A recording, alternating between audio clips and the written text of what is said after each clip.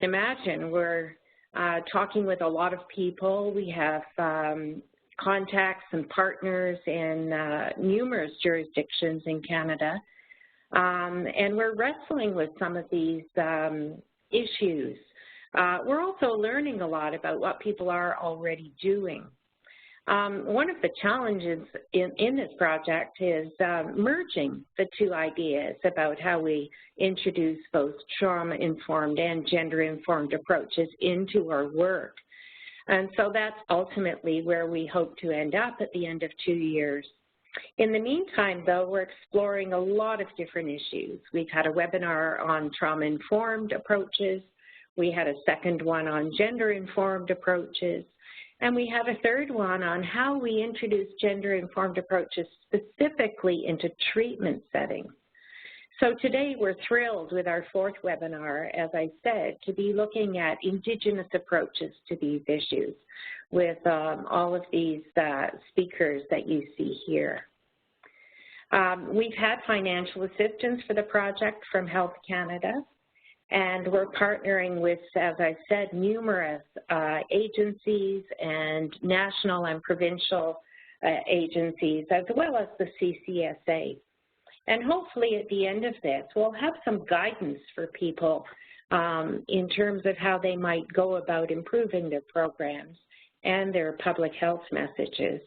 And in the meantime, we're taking a lot of advice on how we can co-develop with our partners training materials and knowledge products of various kinds. So hopefully you'll be thinking about that today too as we speak. One of the things that we're looking at ultimately is the whole notion of gender transformative principles as well. And that's kind of the new frontier in the gender work, where we're hoping to improve the health of individuals and at the same time improve their gender equity in the same sort of treatment response or health promotion campaign. And as I said, that's a new frontier. That's a super challenge. But we think today's webinar is going to contribute to that in some very real ways with respect to Indigenous wellness. So that's the goal in summary, and we're not just looking at treatment. You know, we did have one webinar on that, but we're looking at prevention, health promotion, and harm reduction in policy and practice. So really wide net, but that allows us to, I think, create some really flexible products and hopefully bring trauma and gender into the entire system in Canada at the end of the day. So here today, we'll be looking, first of all, at a short video to kind of set the stage for what we're going to be discussing. Then we're going to hear from Carol Hopkins from the Thunderbird Partnership Foundation. Then we're going to hear from Dr. Rennie Linklater from CAMH, who's the Director of Aboriginal Engagement. And then we're going to hear from Dr. Brenda Restool, who's the Chair of the First Peoples Wellness Circle. All of these presenters are in Ontario. And then we're going to move over to Manitoba, to Winnipeg specifically, and hear from Tammy Rowan and Dawn Levand of the Mothering Project. And in between Tammy and Dawn, we're going to see a video of the Mothering Project, which shows a lot of detail and shows the physical area of the project as well. Very interesting videos. And then we'll have some time for discussion. So moving right along then, we'll start with Carol Hopkins. Welcome, Carol.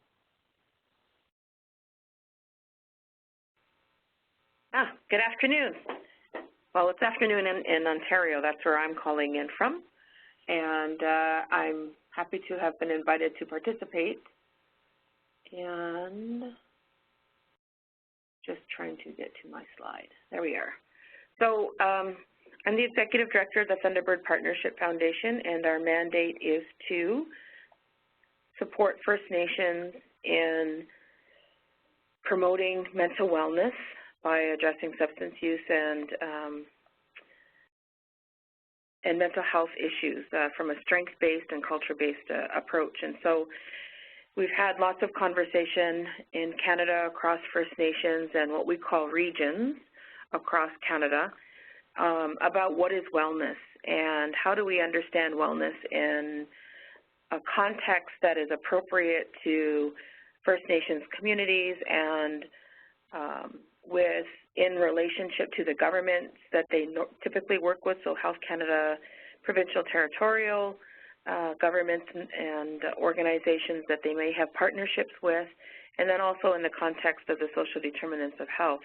When you look at this slide, and it's talking about what is wellness, it describes wellness in typical ways that we understand. So here you can say it's about, our physical health primarily when we talk about this notion of wellness. It talks less about wellness from a whole person or a holistic perspective. And so the conversation that we had facilitated with First Nations across Canada expands this idea of what is wellness, and then was articulated in this national framework. And so you have a diagram in front of you that is a model of First Nations mental wellness. And you can see it's pretty complex. It's also very comprehensive. And so I'm just going to start at the very center and then move from the center outward to explain what the different layers of mental wellness is for First Nations in Canada. And the center starts with outcomes. And you'll see there it's talking about hope, belonging, meaning, and purpose. And so hope, belonging, meaning, and purpose came from a research project, and Dr. Nancy Poole participated, as well as some of the other speakers on today, so Dr. Brenda Ristool, another colleague of Dr. Renee Linkletter from CAMH, participated in this project. It was led by ourselves, Thunderbird Partnership Foundation, and Dr. Colleen Dell. And we had a conversation of how do we define wellness from an Indigenous perspective, and then particularly looking at outcomes. How do we understand outcomes by using culture? And so people across Canada said hope. When we use culture to facilitate wellness, the results that we should expect to see are a balance across hope, belonging, meaning, and purpose. And I'll explain a little bit more about that on another slide. The next layer, it doesn't have a distinct color of itself, but it's a color that underlies all different layers of the mental wellness continuum framework. And if you go right to the edge, you'll see the word culture and then some description of what culture means. And that's to communicate to us that mental wellness is facilitated by culture. And so culture has to be the foundation of all of our conversations about how to achieve and how to invest in, how to facilitate or tend to mental wellness for First Nations people. But around that blue ring there, it says that elders, our kinship relationships, our community, and our clan system are the primary relationships that facilitate hope, belonging, meaning, and purpose. And that's where our culture comes from, our connection to community, our connection to land and all the beings of creation, and our elders and knowledge keepers that support language in helping us to understand cultural practices and ceremonies, transmit the knowledge, and help us to learn how to be in connection to the land, in relationship to land, rather than just looking at land as a location or a place. And then the next layer, which is kind of like that sage green color, is the population ring. And so it reminds us that when we're talking about mental wellness, that we have to be looking across the lifespan, but we also have to pay attention to the unique populations that we have amongst us as First Nations, and that when we're investing in or trying to understand gender or trauma, then we need to be looking at this lifespan and saying, well, it isn't just about adults, because most often programming is focused on adults, and then we attend to youth, but very rarely do we plan mental wellness for maternal child health or infants and children or seniors. And so this ring is telling us mental wellness, we have to have the full lifespan and the unique populations. And then the next ring is the orange one, and this one is talking about what are the unique needs in this conversation, in this time span that the populations are presenting with, or what the regions and First Nations communities have identified as things that need critical attention. And so we see there things such as individuals with communicable and chronic diseases. And so linking communicable and chronic diseases to substance use issues and mental health, and promoting a response to that with culture. And then we could say for women, but what gender, at what stage of life are we talking about there, and then how would we approach that, for example. So we have a model of this with each of the rings that turn so that you can align the population with the specific need. And then the next circle is the blue one, which says, so for this population and this specific need, what is it that we need to do to attend to that need? And then today we're talking about trauma-informed treatment, and it doesn't treatment or intervention or care anywhere along that spectrum. We might also need to be talking about coordination of care when we're talking about trauma-informed for gender-specific services. So where are these services located, for example? The next ring is a green one, and that's talking about the infrastructure and the services, the elements of services that are necessary to ensure mental wellness, using culture as the foundation. So for example, this is a research project that's looking at trauma-informed care specific with a gender lens, but what aspect of that are we looking at? Are we looking at, in going back to that orange ring again, individuals with co-occurring mental health and addictions issues? Is that the specific need that we're attending to in this research project? And then if we think about the training or the knowledge exchange that's going to facilitate movement of the workforce who is engaged in providing those services, then how does culture play a role in that? What's the context that the workforce needs to understand mental wellness from an Indigenous population? Then the next ring is talking about those with responsibility that we need to engage. So it's all levels of government, provincial, territorial, federal.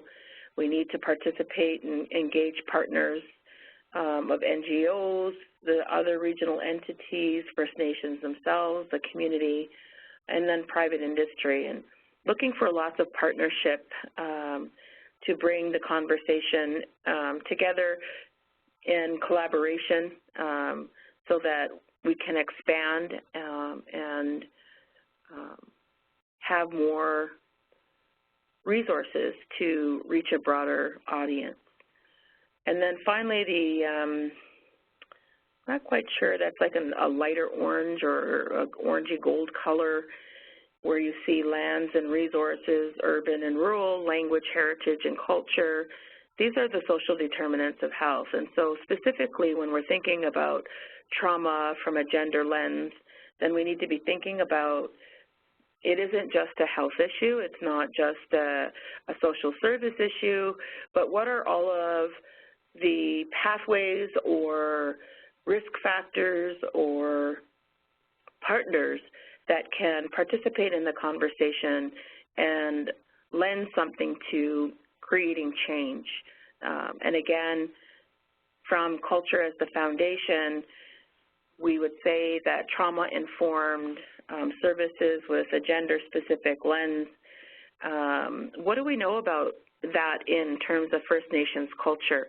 How does our language as Indigenous people inform our thinking? Because our language isn't just about a vehicle or a mechanism for communication. In our language, that's our worldview. And so using our language to understand the meaning of cultural knowledge and practice is critical to finding solutions to trauma-informed care.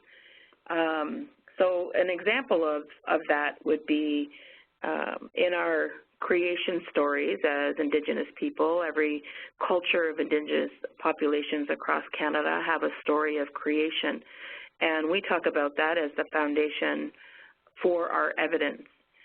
And so what's the evidence from our culture that teaches us about gender and how we might understand trauma? So from our creation story, it talks about how the Creator made and thought about everything that we would ever need in life forever and all time.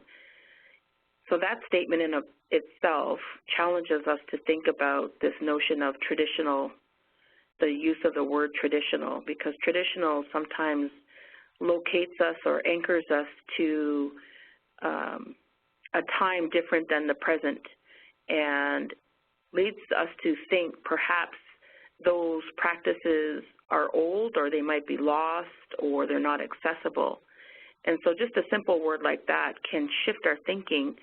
So if we just talk about Indigenous knowledge rather than traditional knowledge, or Indigenous practitioners and elders rather than traditional elders, then we can make the conversation present and honor the creation story, which says that the solutions and the meaning of life was created at the very beginning, forever and all time.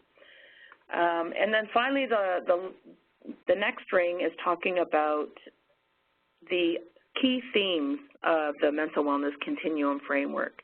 And so community development and ownership means that when we're engaging or we're wanting to talk about First Nations people around trauma and gender, that the voice really has to come from Indigenous people, that we need to recognize Indigenous people have solutions. They're the ones that have this cultural knowledge. They can bring that to the conversation. And then we have to be thinking about the next one was quality care systems and competent service delivery.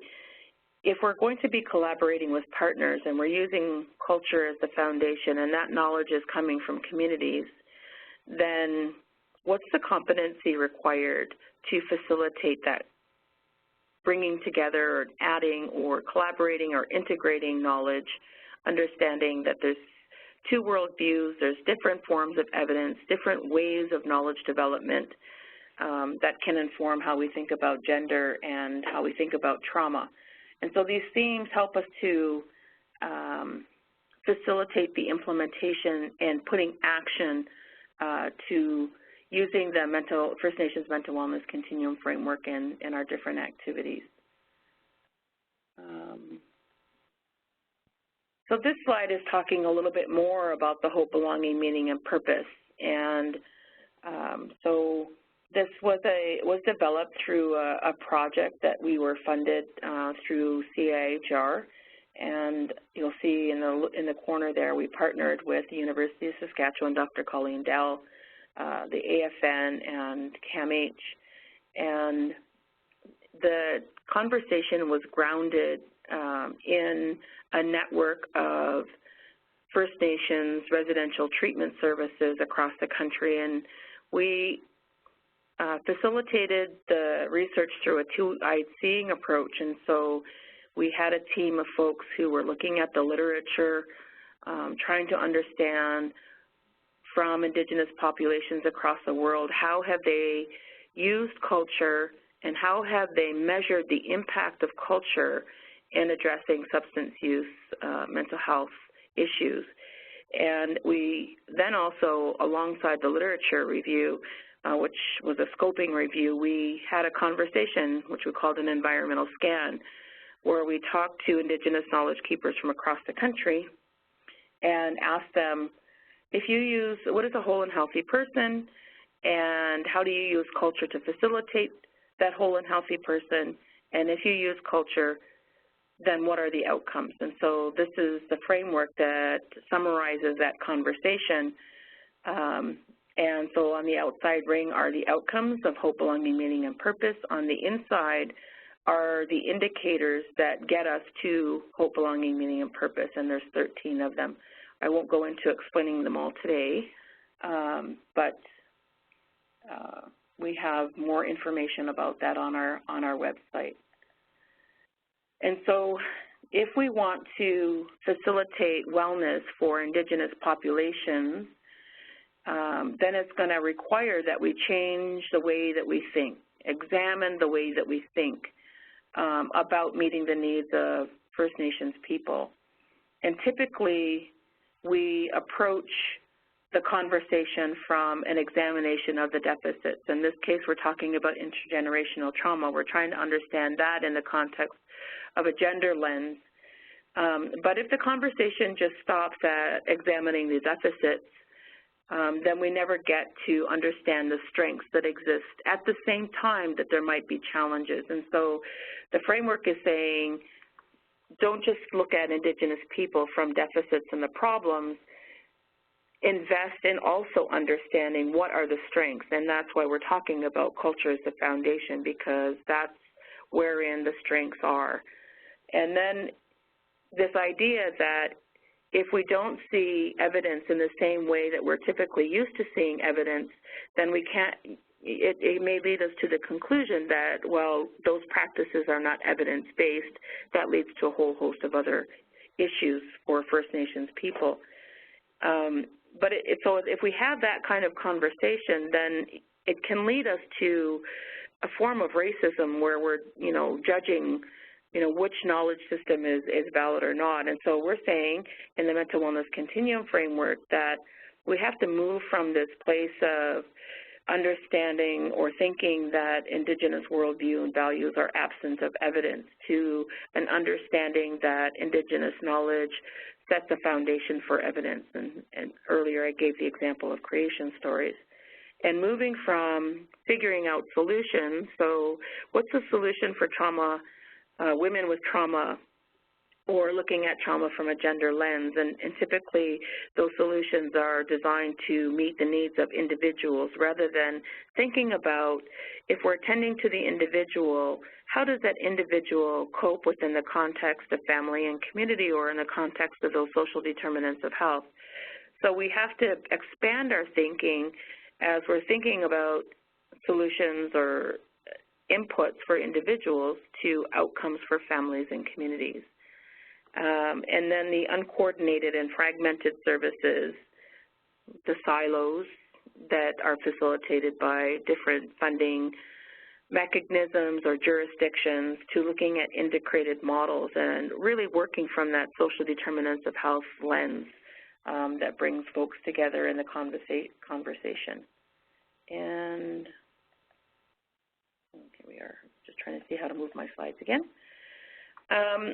And knowing that while Indigenous knowledge might not be accessible to mainstream society at large, it is accessible to First Nations people. And so our lodges are our universities. They're the source of understanding cultural practices, ceremonial practices, or whatever aspect of culture we want to look at. And they're still accessible to Indigenous people from across the country. And so we can make access to that knowledge, culture, and the practices, and then work to translate it into a usable format so that we can bring it to conversations such as this. And that's what we did in the Cultures Intervention Project. And so as we move ahead then, it's integrating knowledge and to find a common pathway rather than existing in, a battle of, whose knowledge are we using and which knowledge is credible and what are the solutions to integrating conversations so that we find a commonality that will carry us forward. And then just like to encourage people to never grow a wishbone where our backbone ought to be. And so talking about culture and evidence can sometimes be challenging. It raises oftentimes perceptions. When we talk about a strengths-based or cultural approach, oftentimes people will say, well, does that mean we're not going to address intergenerational trauma?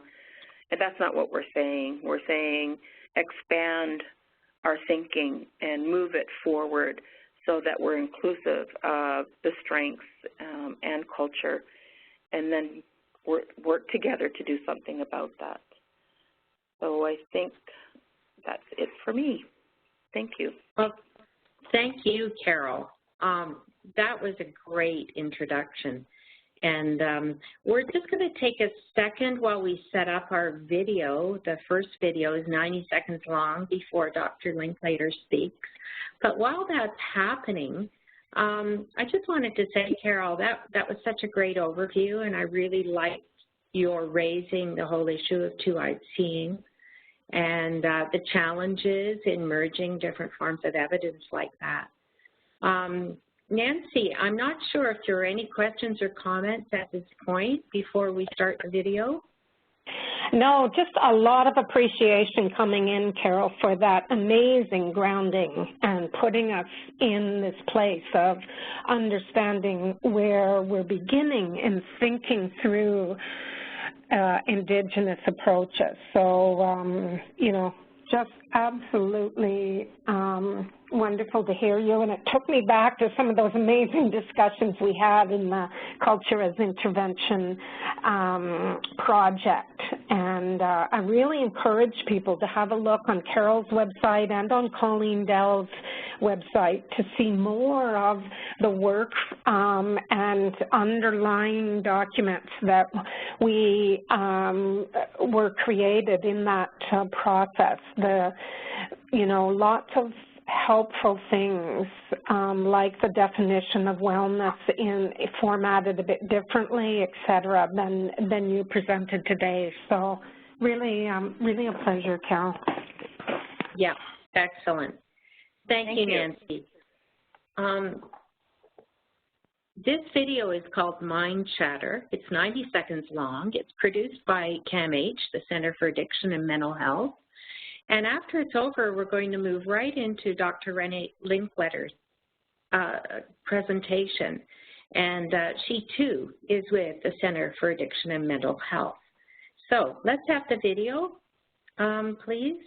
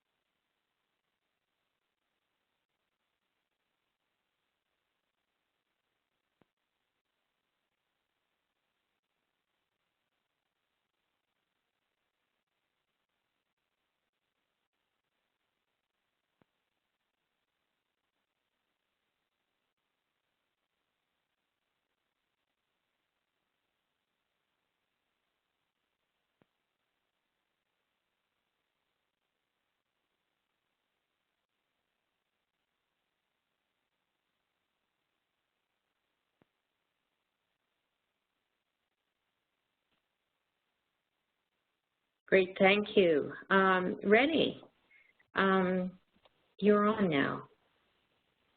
Thank you. Good morning and afternoon to all of you that are joining us today. And I want to say thank you to the organizers for inviting me to participate in this webinar as one of the presenters. As mentioned, my name is Rennie Linklater. I'm from Rainy River First Nations, which is in northwestern Ontario, and am the Director of Aboriginal Engagement and Outreach for the Centre for Addiction and Mental Health. And so what I thought I would do today is first start talking a little bit about trauma and how it is that I became involved in the field and what it is that I learned around how we understand trauma, particularly within an Indigenous context, and then how are ways that we are working within trauma-informed contexts, and also looking around the need for trauma interventions that are appropriate for our communities as well. So when I was first kind of sifting through the field, I was really interested in getting a really good kind of thorough understanding about what trauma meant. And there were some really great lessons along the lines, because I think that I had some assumptions that were really sorted out, I think, through this learning process. And when I first, I remember when I had first kind of gone towards the dictionary to have that understanding about what would kind of common knowledge be around trauma. And then it was obviously very apparent that what trauma meant is that something has happened to the person and that there are long-lasting effects that happen as a result of that. And one of my colleagues, Dr. Emer O'Neill, she's from Ireland originally and also spent part of her childhood in South Africa. And as a trauma therapist and someone who works extensively with women and other populations as well, she's really come to be able to understand the components that impact on someone when they have, you know, whether it's like early childhood trauma or trauma that happens in other parts of the life cycle. And so in the way that she talks about the trauma response, you know, she really kind of acknowledges that arousal, the attention, perception, and emotion, that all of that tends to persist in a very kind of an altered and exaggerated state long after the danger is over. And I think that's a really, really important piece around understanding what trauma is and what it means when someone feels that they're traumatized. And I also have this kind of a way of thinking around flashbacks that, you know, a flashback would speak to someone's experience if there was an early, or if there's a wound at a time, you know, and flashback is just one of the ways that we measure that. But I tend to think that people don't have flashbacks. People go into flashbacks. And very often when someone is in a flashback, they have very little, if any, control about how they're responding at all.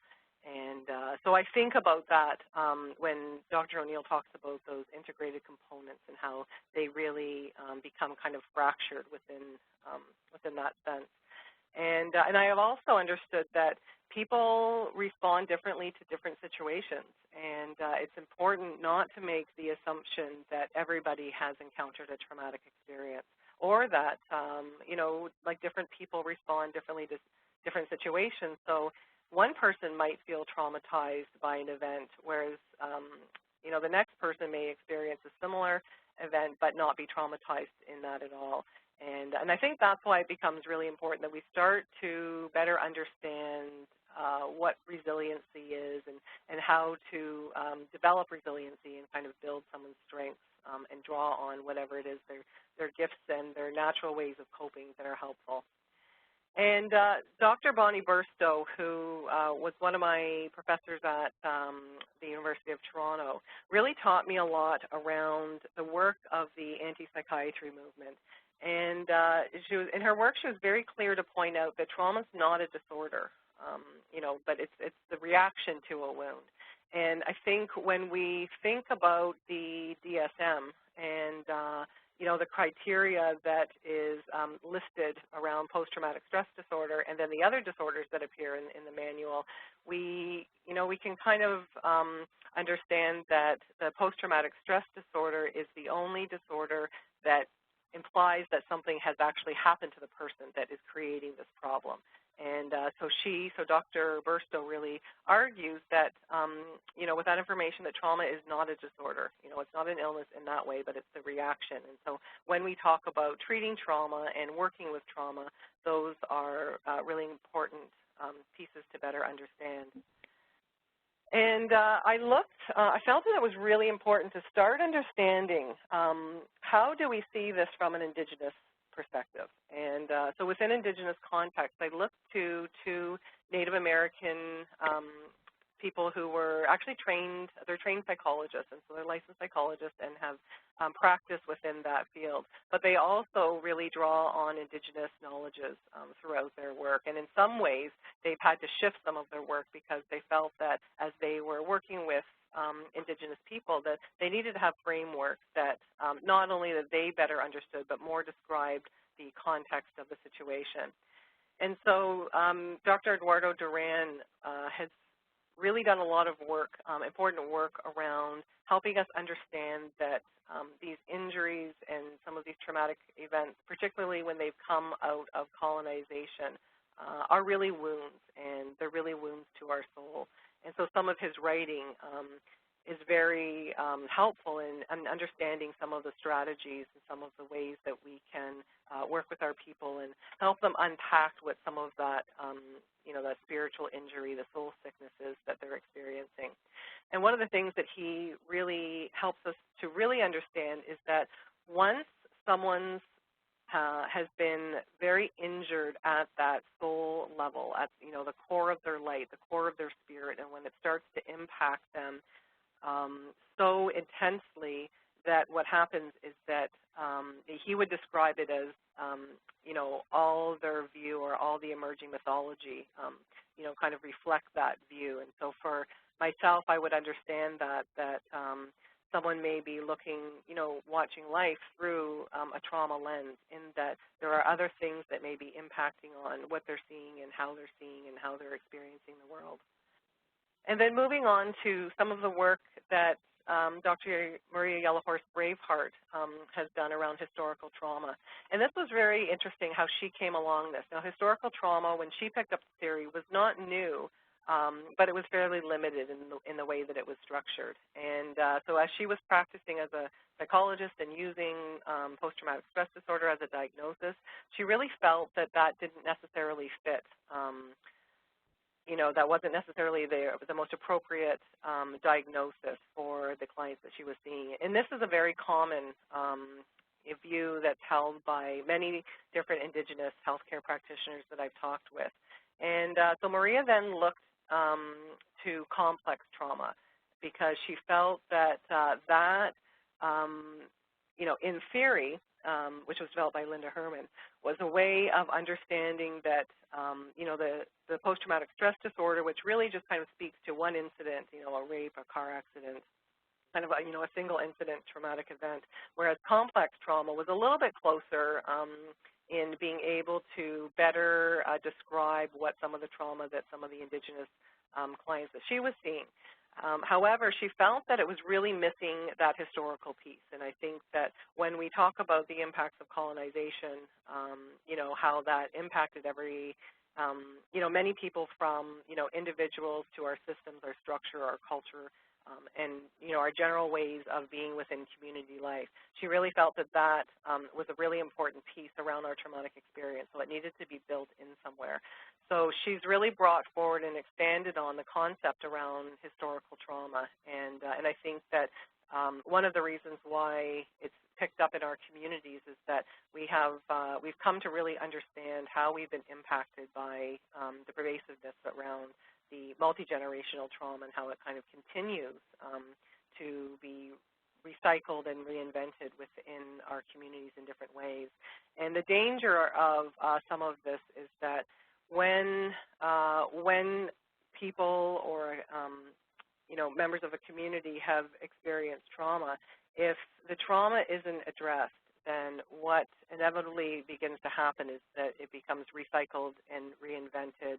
People react out the trauma that they've experienced, and certainly not everyone. There's been many people that have had various types of injuries and have experienced different types of abuse and have not gone on to abuse others, but we certainly know that a portion of the population who have been abused and have experienced injuries do go on to harm others as well. So that's where it becomes really important that we start to have good ways of understanding how trauma impacts our communities, but also finding ways that we can begin to help heal some of this trauma as well. And so when I start to think about how does trauma affect us, how has it affected our families, how has it affected our communities, and we know at the heart of a lot of our wounds is the relationships, is the fractured families that many of us are living in. And to a large extent, there's many varying degrees of connection and disconnection within our families and communities. And, the whole role, like we're starting to understand the important pieces around attachment and what does that mean when we've had, thousands of people go through residential school systems and be part of child welfare apprehensions in the 60s scoop and the millennial scoop. And so those are some of the experiences that we've had that have been very wounding, no doubt. And I think that when we understand that we had great capacity to deal, to deal with hardships, to deal with pain, to deal with injuries that were built into our Indigenous knowledge systems and our cultural practices. But, the other part of systematic colonization that we experienced was that there were a number of strategies put in place by our government that were intended to take away our culture and take away the practices that we had drawn on for many or thousands and thousands of years. And so when we think about the legislation that was created, through the Indian Act and how it made it illegal for us to hold ceremonies and, to be able to practice our cultural ways. And so that has an impact. There was different ways that our people would deal with that. And for some people, they did not practice ceremony and culture, and whether that was because it was a result of law enforcement coming into the communities when ceremonies were being practiced, or whether it was because that was the expectation when they went to residential school. And, and because of this loss, we're now at a place where we're looking towards our culture to be able to bring some of those strategies forward so that we can draw on those ways that we would deal with grief, for example, losses. Like we've come out of a long history of many different types of experiences, and I think that it's a really interesting time right now because as we're recovering from colonization, we're also bringing in our own knowledges and really paying a lot of respect to the efficacy that we know will help move us forward. And I think about how different portions of our population have been affected by trauma as well. We think of what's happened with women and girls, and, some of this was legislation as well. When we look at the Indian Act and how women, lost status if they had married non-Indian men, and how women weren't allowed to be chiefs. They weren't allowed to be elected as chiefs, which took away our roles as leaders within the communities, and that stayed in place until 1951. And when we look at men and how men lost their roles and how, there's intense struggles even between our relationships, and when we think about the importance of the campaigns around murdered and missing Indigenous women, and how is it that, so many women can go missing and it doesn't seem to be on people's radar, and there seems to be, no urgency to lead investigations to better understand why people have gone missing or why people have been murdered. And so all of these start to come into perspective when we're thinking about how genders are particularly affected by trauma and what we need to do to try to rebalance that to bring us to a better place in our wellness. And I particularly think about those people that identify as Two-Spirit or the LGBTQ community, in that there were a lot of oppressions, both coming from government policies and, some of the messaging in residential schools that really oppressed our knowledge systems around how Two-Spirit people used to be understood within our communities. And that's a newer term that has come into kind of our lives in the 1990s out of a meeting that was held by the community. But, you know, we've always had people, you know, who have had different expressions of sexual orientation or even different genders. And when we look at some of our American Indian relatives, they have concepts where there's second, third, fourth, and fifth genders. And so when we think around the concepts and the work that we need to do to move ourselves forward, to be able to start to incorporate our Indigenous knowledge systems in the way that we practice. And when I think about some of what I've witnessed kind of more recently, and I would say that this wasn't the case of what I was seeing in ceremonies, say, 20 years ago. But more recently, I've either been part of ceremonies or I've learned of ceremonies where they've incorporated, you know, working with different genders, and particularly with young trans youth or Two-Spirit people. And I think that it's really, you know, it's really helpful, and it's hopeful as well, as when, you know, I can see that elders and healers are really making efforts to be able to work and support, you know, different genders and different orientations within our communities. And so I've seen elders be absolutely acceptable of whether, you know, a gender person wants to wear a skirt or not in their role around ceremonies. And so these are kind of newer ways that we are thinking in this time, but, you know, years ago, like these kind of practices or the inclusion within our communities would never have been questioned.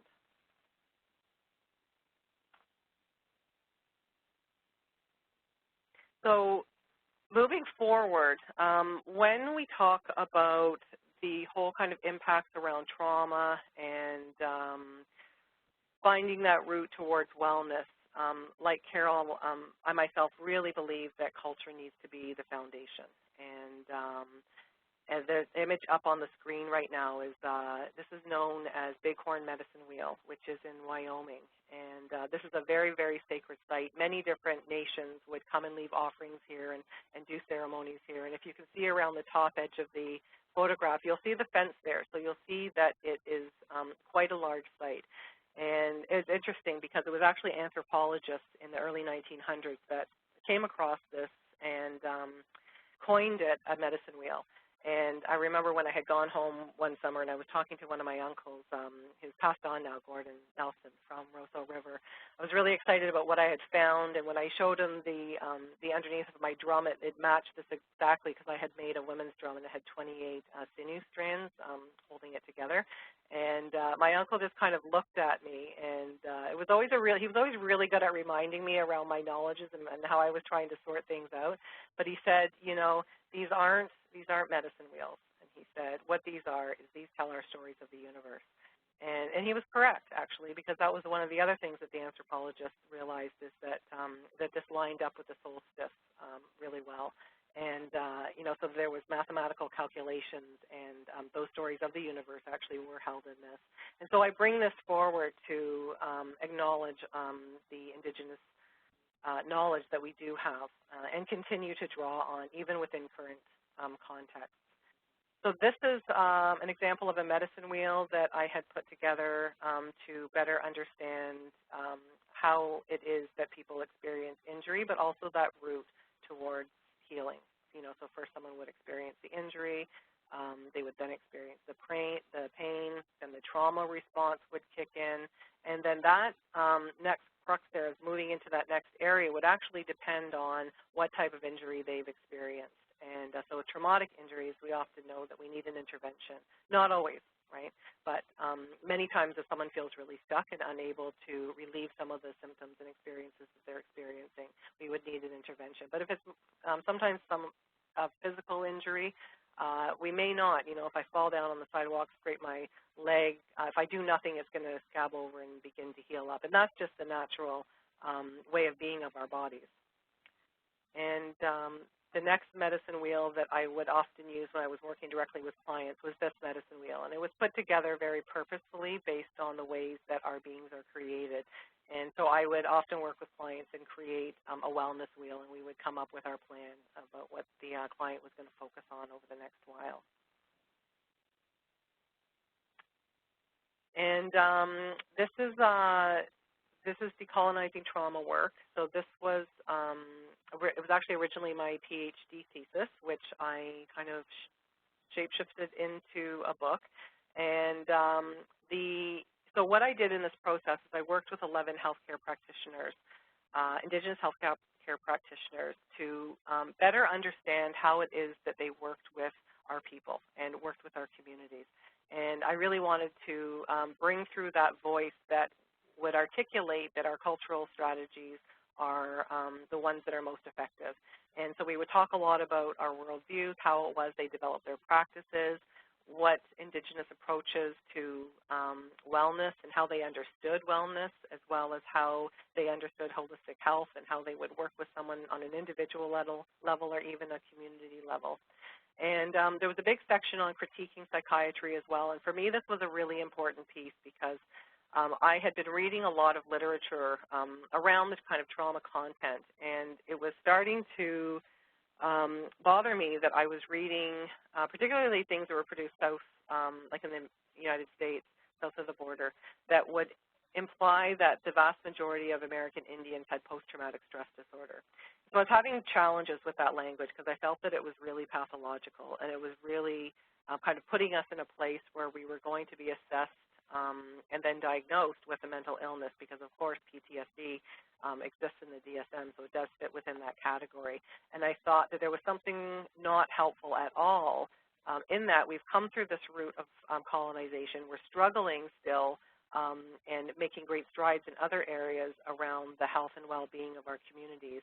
And yet I thought when we end up with these labels and these types of diagnosis, it doesn't really help us understand the context of how this has unfolded and how it is that we're going to move towards wellness.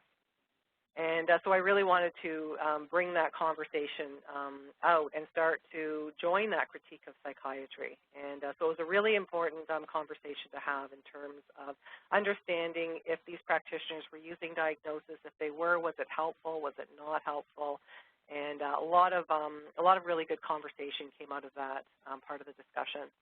And then the last piece focused on Indigenous strategies that they were utilizing when they were working with clients that have experienced trauma, depression, and experiences of parallel and multiple realities. And I purposefully started to push back on the language a little bit. I wouldn't use psychosis. I wouldn't use delusions because I really came to understand that when someone is coming apart and, breaking down or breaking through, however it is we understand that, is that the content that often comes up is often trauma content. And if we completely disregard that content, then we're actually kind of throwing away really important pieces of the person's journey and life experience that we actually might need to help them get back together in a healthier way.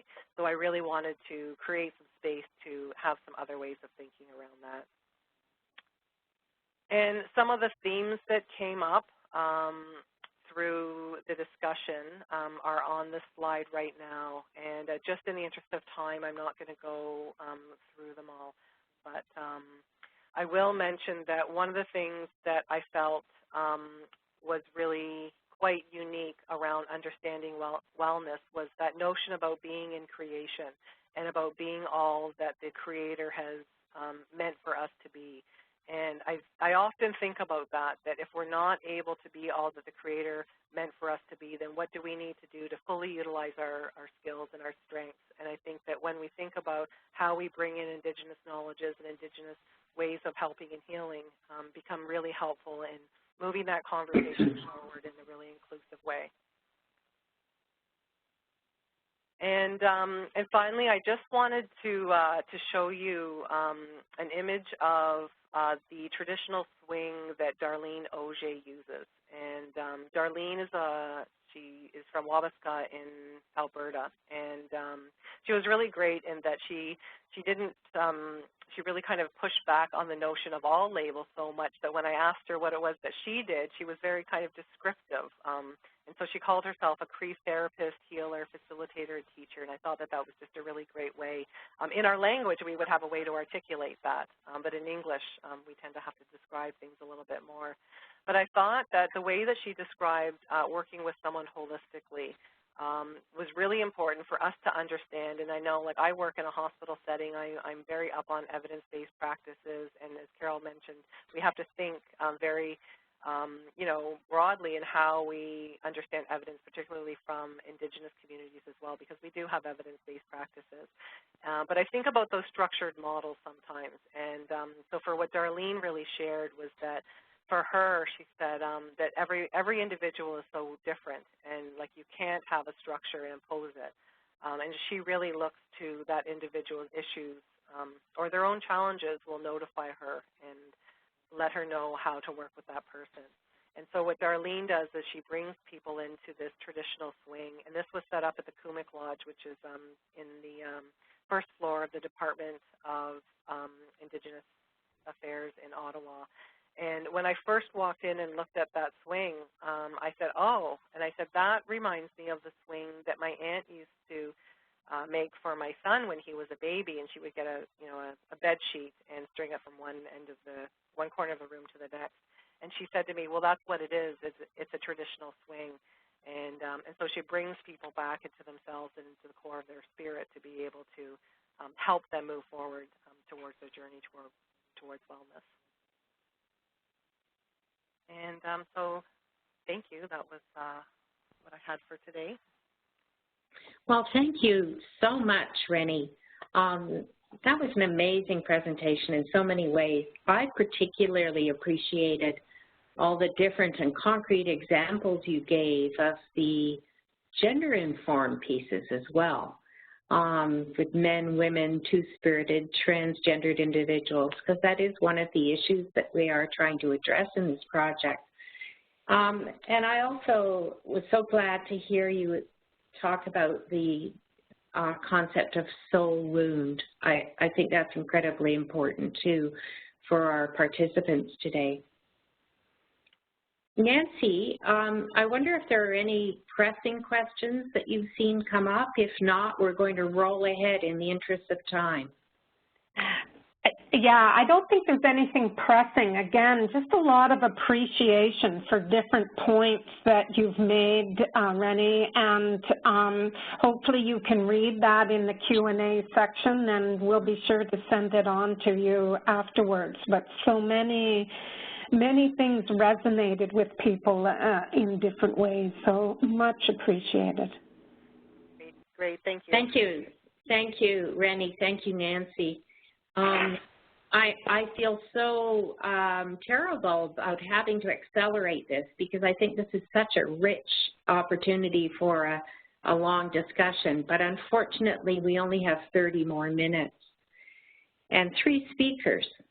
So we've got coming up Dr. Brenda Restool, and after Brenda, we've got, as I said earlier, Tammy Rowan and Dawn Levan from the Mothering Project.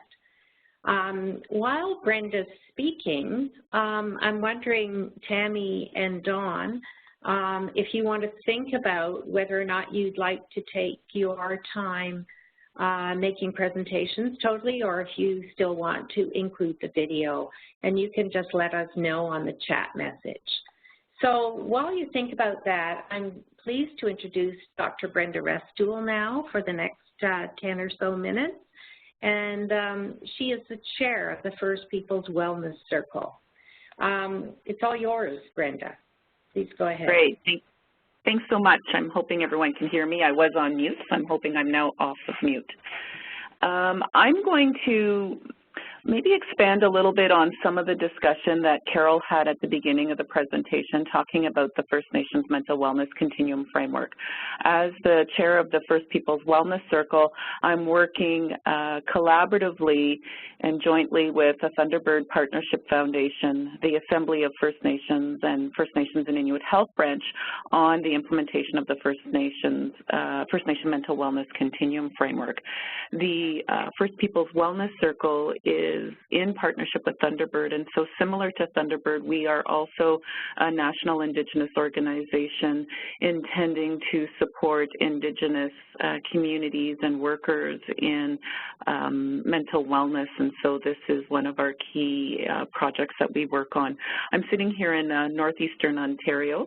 I'm from Doquis First Nation, which is on the French River, but I'm currently looking at Lake Nipissing and sitting in Nipissing First Nation, which is the community I work in, that I also live in, and the community of my spouse. And so I'm going to talk today about maybe more of a real example, I guess we can call it. I'm not sure why, but it's not letting me move the slide forward. No, there we go. Okay, so just a recall for those who've been part of the presentation today. Carol gave a really great description of the complexity of the First Nations Mental Wellness Continuum Framework. And within that, there are many opportunities and many layers upon which to implement the framework, both for Indigenous communities, Indigenous organizations, as well as non-Indigenous, because as she noted, this is a collaborative process and one that requires many partners, and so we all have a piece to play to support and ensure wellness in Indigenous communities, particularly First Nations people. And so the part that I'm going to talk about from a practical piece is how a community, mainly it's actually Nipissing First Nation, the community in which I work in, has looked to implement the framework by focusing on many aspects, but particularly on the key themes, and that being about culture, its foundation. And so I'm going to talk to you about a program or a service or a model of care, I guess really a model of care that is intended to be focused on culture as foundational, and looking at how the community itself looked to develop as well as own this model of care that was unique and specific to their community and their community needs, and the importance of building capacity amongst both staff members as well as senior administration, leadership, and even within community. They also looked to want to improve the quality of care within their community, recognizing that by improving quality of care within community would eventually mean at some point working with partners outside of the First Nation community to improve the overall quality care system that impacts their members, and then therefore having a competent service system or service delivery model. And a big piece of the work that they looked to do was about collaborating with partners, and so they're really looking to internally first about collaborating across the social determinants of health, and I'll talk about that in a few minutes. And less so, but just as importantly, is the consideration about how to be flexible in their funding models and really more flexible in how they interpret funding models to be able to provide care across the social determinants of health for their members. And it's still not letting me move the slides. Thank you. I think somebody's helping me. I appreciate that. And so for Nipissing First Nation, this is an Anishinaabe community, and they identified over the last probably 7 to 10 years, there's been ongoing discussions about how the current approach, which is quite siloed within their communities, has not really improved wellness, whether it be at an individual level and certainly not at a family and a community community level. And so there's been a number of things that the community has been working on and doing. And so some of those things are very organic things that include involvement of culture more directly into service provision. So that's included the development of a cultural department and using that department to not only support some long-standing cultural activities like powwows, but beginning to implement more daily types of community-based programs. And one of the ones that came out clearly through some discussion in community, so almost like a community mapping exercise that occurred, was the need for revitalization of language. And it's something that's very common across many communities, First Nation communities in Canada, is revitalization of language, because language plays such a large connection to culture and how we see culture, because it helps us to look at things from the Indigenous knowledge or Indigenous worldview, and then we begin to perhaps shift some of our thinking and shift some of the way we do things. And so the Culture Department's been very a key leader and driver in language revitalization and returning some cultural practices into the community.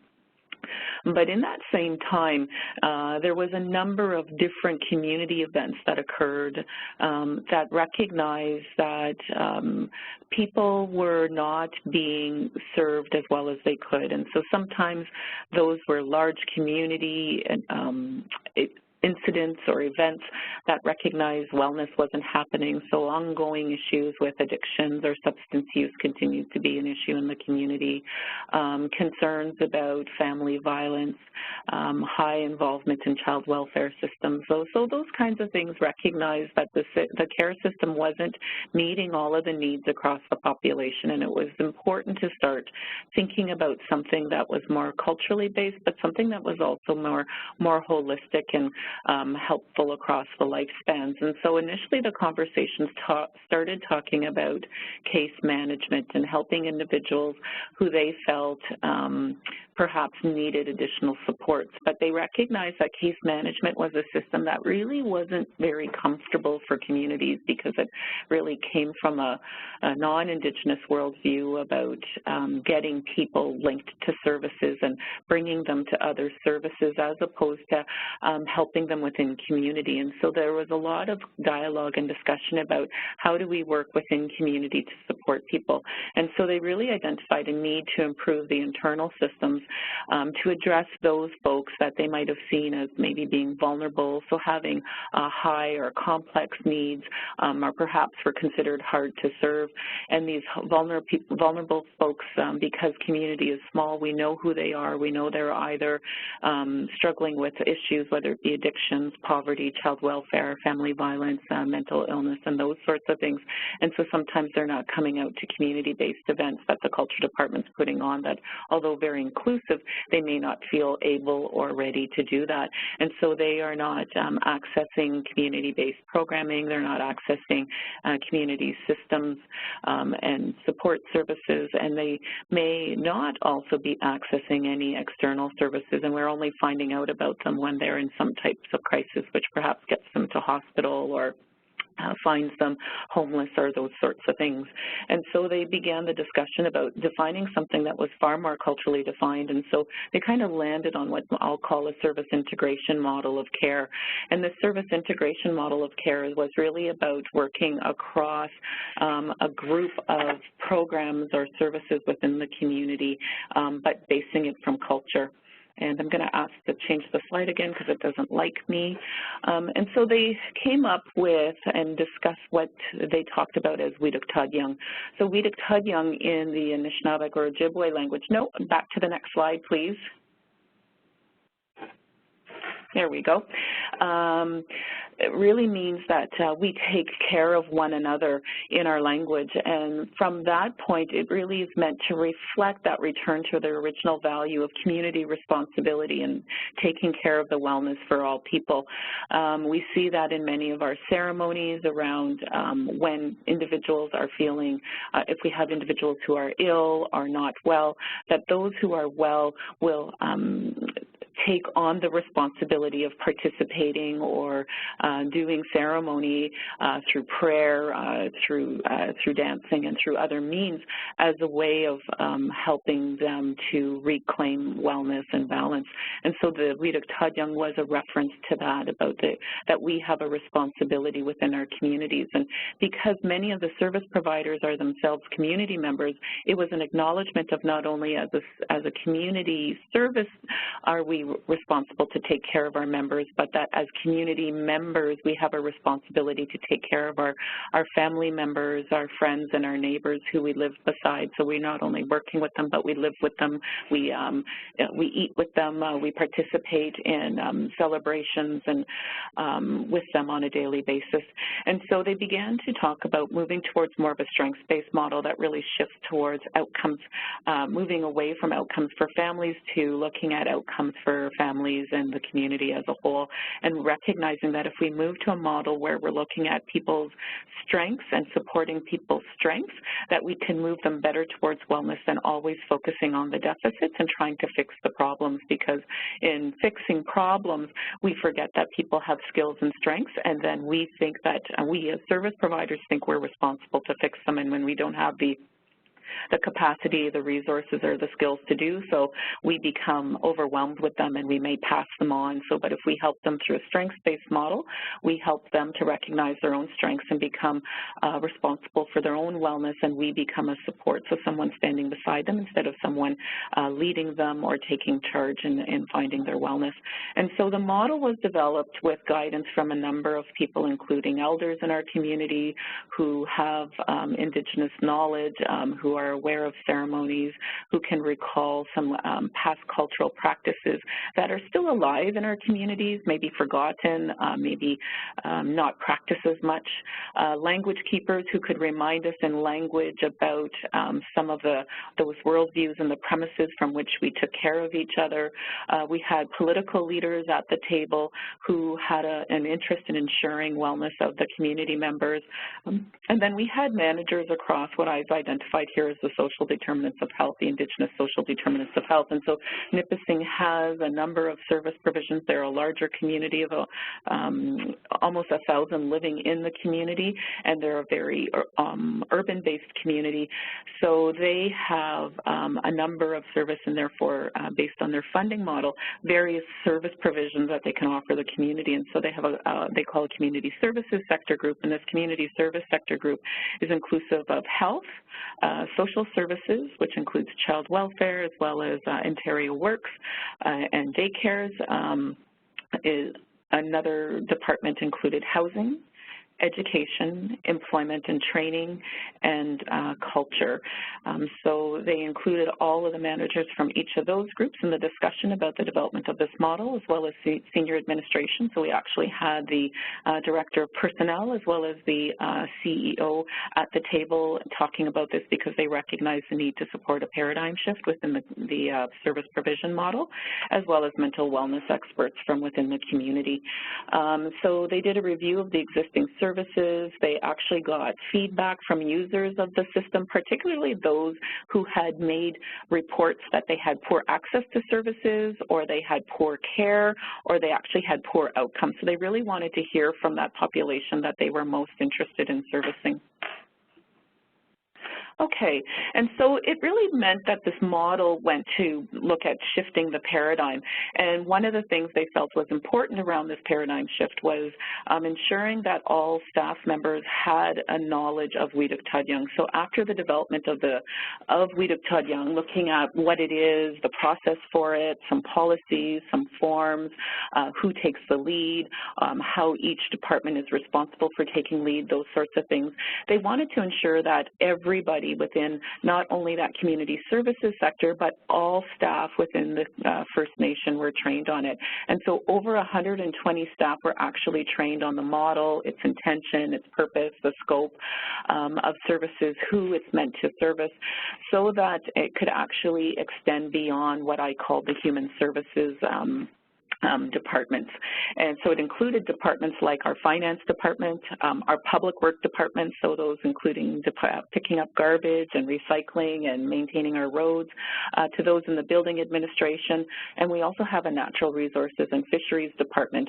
And so it was felt that each of these departments also were important to know about Wee Duk-Tadjung, not necessarily because they might take the lead on it, but because if they know about it and they know about the model, they could also support wellness or identify community needs up through their managers.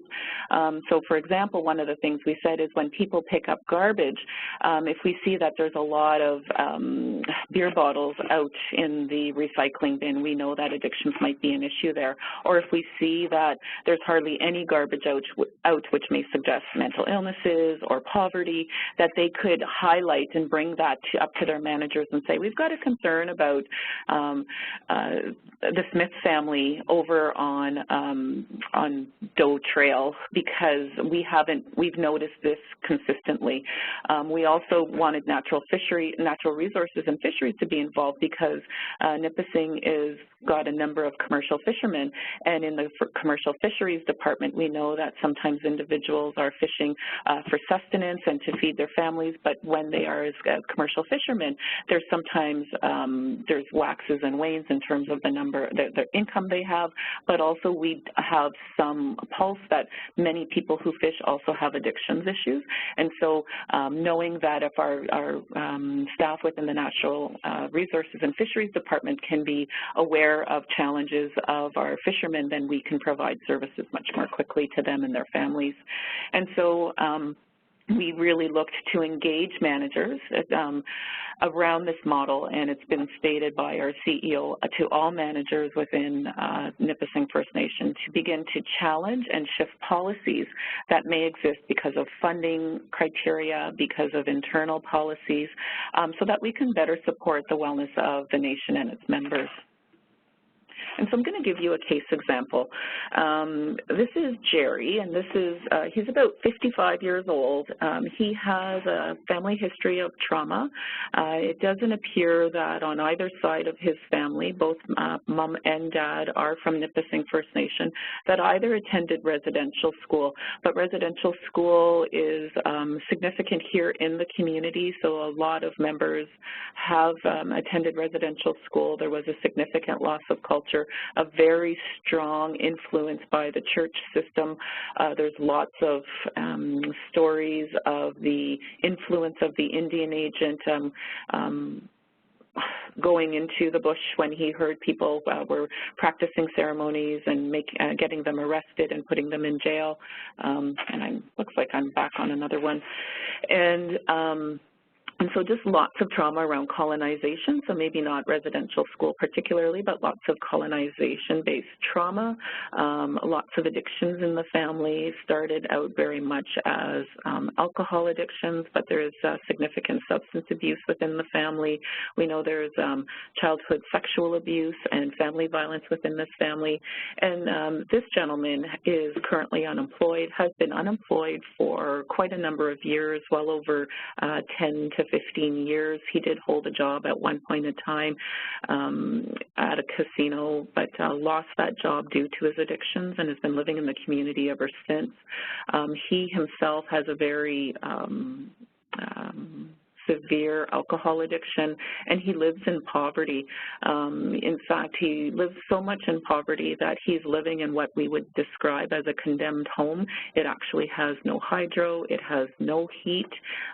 He uses propane to heat his home, and he often doesn't have very much money.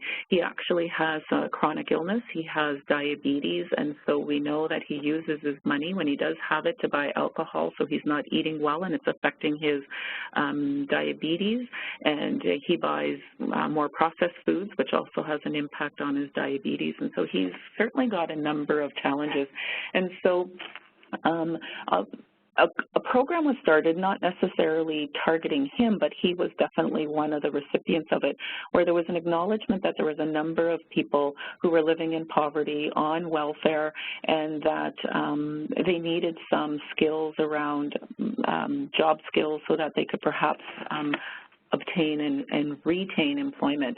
And so they started an employment program where all of those individuals who were on welfare were given tasks around the community of jobs that perhaps weren't getting done, or they were small tasks that really wasn't under anybody's purview to do, but were necessary to do, whether that was helping do some massive cleaning within some of our community buildings, helping with additional cleaning in offices, taking care of picking up garbage outside, those kinds of sort of more maintenance-related things. And so in the case of Jerry, because he has an addictions issue, what they said to him is, we'd like to employ you for a set number of weeks, but you need to be sober when you come to work.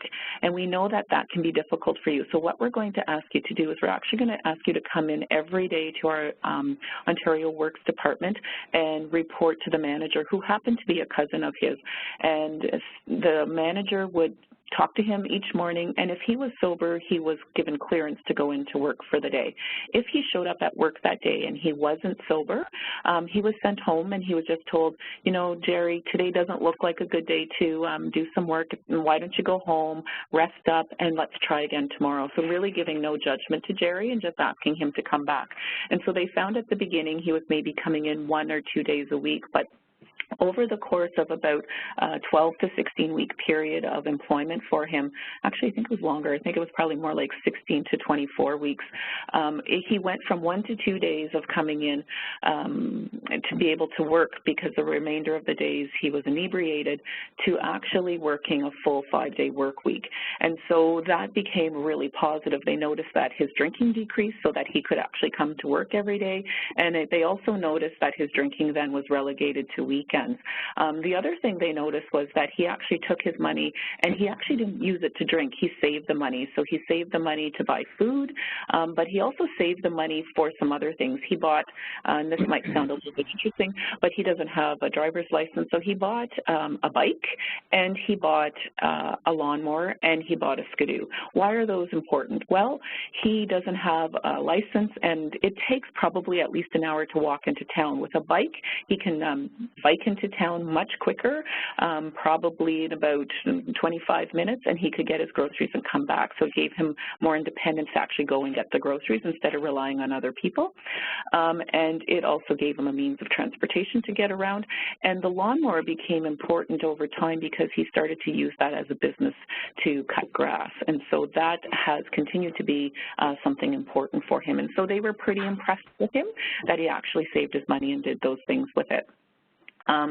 After that, Brenda, it's Lorraine here. I am really apologizing for having to interrupt. I'm sorry. But we have now only 6 minutes left, and I want to respect the opportunity for Tammy to speak about the Mothering Project.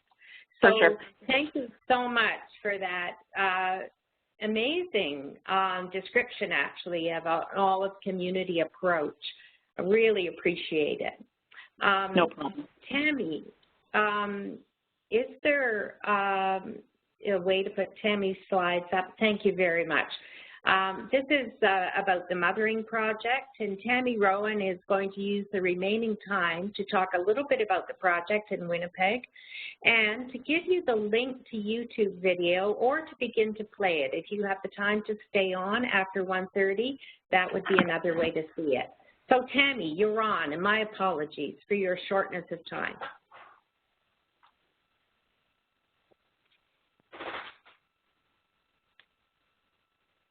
Tammy? Hi, sorry, can you hear me? Now I think I'm on. Okay. Yeah. Hi, everyone. I'm Tammy Rowan, and I'm the Program Manager of the Mothering Project, and we're a little bit short on time today, but we were just kind of talking between Lorraine and Nancy and I, and while there's lots of things I could tell you about the Mothering Project program, I think really the best way to really understand what we're doing here in Winnipeg with the population we're working with is to watch the video. The video is between, like, probably about 8 minutes, so for those of you that are still around and part of the webinar, if you can stay and watch it, that'd be great. And if not, you can also view it on Vimeo. The password is Mother, and on YouTube. And I think you just plunk in Mothering Project and you should get the video.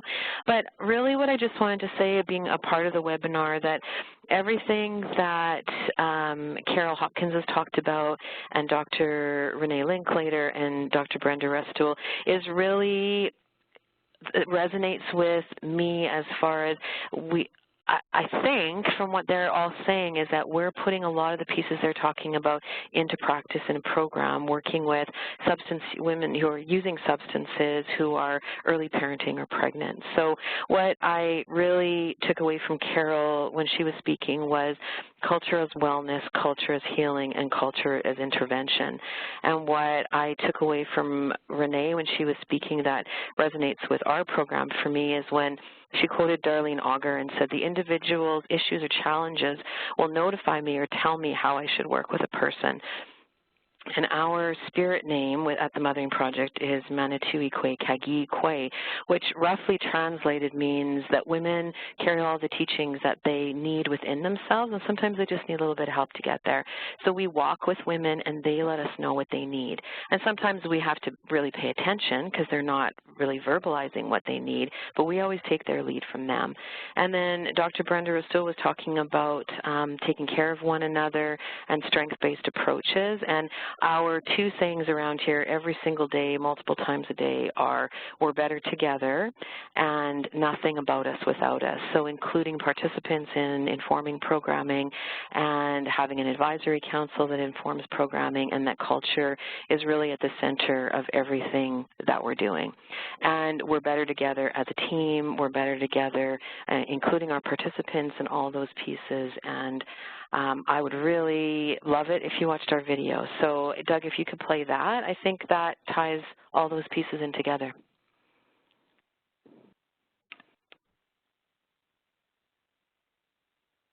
Great summing up, Tammy. Thank you.